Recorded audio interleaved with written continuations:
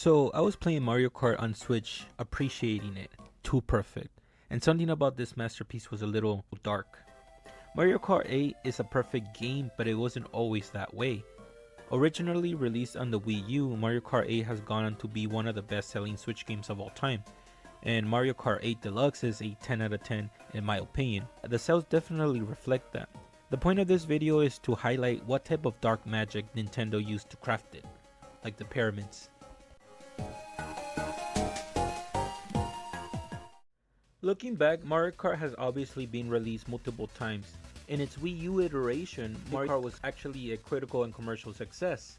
The Wii U, however, because the Wii U sucked, Mario Kart 8 was strong-armed into being a failure. I'm like half 50% sure that the Wii U was never even real. Even though strong sales of Mario Kart 8 and other titles like Mario Kart, the Switch ultimately drew attention away from the Wii U, as the Switch killed the Wii U. Now, I know that the Wii U didn't start as one, but somehow it kinda ended up as a testing ground for future Switch games. You're basically a beta tester if you had a Wii U, because almost every significant release was basically ported over to Switch with way more content, making them basically the finished version. The Switch killed the Wii U when its last Breath of the Wild and Mario Kart were finally moved over. Strangely enough, it was none other than Mario Kart who kind of received the most from this sacrifice, adding to Mario Kart's overall value proposition. Mario Kart on Wii U was a flawed masterpiece, masterful in how it felt to play, but for whatever reason, Nintendo decided not to give us a proper battle mode. Now, I'm not saying anything, so I'm gonna just talk about the Wii. Mario Kart for the Wii was up to this point the definitive Mario Kart game.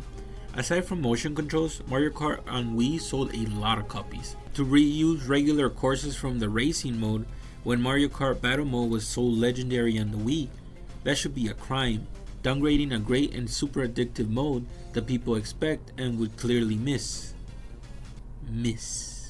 Mario Kart 8's Battle Mode was like a crack in the diamond of Mario Kart 8's image. Whether that crack was intentional or not is not the point of this video. You see, it was a good thing Nintendo decided to fix this incident and later offered it on Switch so that it would justify its expanding lifespan into something that was actually important. The best selling Switch game of all time. How can Nintendo not do it? Needless to say, when Mario Kart came out on Switch, it was pretty good. It was actually pretty great, but I don't think it was a pure masterpiece.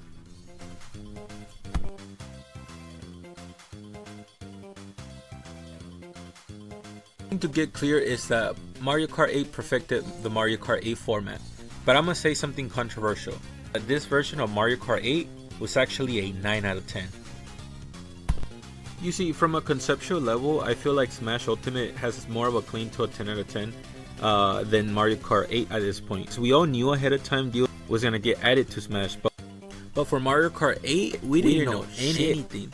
3 years into re-release, it was revealed to us that this 9-year-old game was gonna get DLC. Nintendo using the necromancy with this one. And whose soul did they get for the incantation this time? Why, none other than a Mario Kart phone game, of course. And once again, Nintendo's cutthroat way of doing things slips out. And yes, death comes in 3.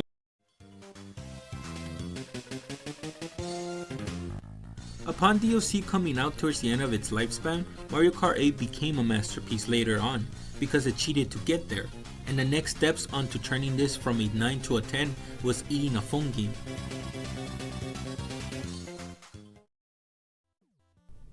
And yes, this narrative will ignore most other games.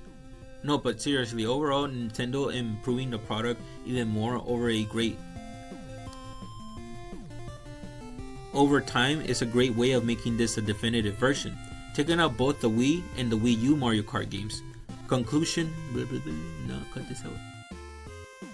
Nintendo's Wii U struggles were a valuable lesson, which they leveraged to create the Switch's massive success. With Mario Kart, they masterfully expanded its lifespan by incorporating elements from Mario Kart Tour, effectively recycling characters and tracks. This strategy not only generates additional revenue, but also provides ongoing value to players. Nintendo showing their ability to innovation and innovate make their business practices both ruthless and smart. The first draft of Mario Kart 8 on the Wii U kind of sucked, and that was followed up later and rectified on Switch in every way, and then it was solidified as the definitive version with its addition of DLC. Mario Kart is a title as important as GTA and Call of Duty, if not more important. Not everybody plays video games, but everybody plays Mario Kart. I think the more important lesson is whether games are turning closer to institutions. Games built to last as opposed to fade does rise the value proposition, but it's clear this style of selling takes time and great sacrifice to achieve, though hopefully in the end you end up with a product like Mario Kart 8 Deluxe, a game that was made to last 10 years bare minimum. Conclusion: Nintendo, in the context of 9 years, used other ancient Japanese magic as well as the Wii U sacrifice in order to extend Mario Kart 9 long year lifespan. Truly a perfection of the series, made out of the cost of millions and extended by new features and content. It's a top 10 if not top 20 game in my opinion, because of all it cost to get there and what Nintendo was willing to do. I guess sometimes we as a people get caught up so much with the end result of the products we enjoy that we don't really put together the thought that went into the creation or the artistic process that gave us those things. And I think it's something to consider.